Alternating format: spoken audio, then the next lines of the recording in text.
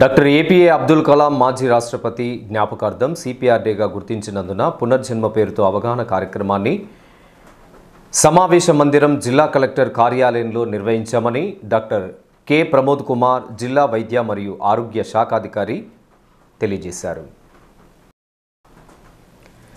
ఈ కార్యక్రమంలో ఆకస్మికంగా గుండె ఆగిన వారికి సిపిఆర్తో పునర్జన్మను కల్పించవచ్చునని తెలియజేశారు. ఇందులో భాగంగా డాక్టర్ శ్రీరాములు ప్రోగ్రాం అధికారిచే లైఫ్ సేవింగ్ టెక్నిక్ సిపిఆర్ అంటే హృదయ శ్వాసకోశ పునర్జీవనం చేయుటకు అవగాహన కల్పించడం జరిగిందని అన్నారు. ఇంకా ఈ కార్యక్రమంలో జిల్లాలోని ఫర్టిలైజర్ షాప్ యాజమానులకు కలెక్టర్ కార్యాలయ సిబ్బంది, జిల్లా వ్యవసాయ శాఖ మరియు జిల్లా వైద్య మరియు ఆరోగ్య శాఖ సిబ్బందికి అవగాహన కల్పించారు.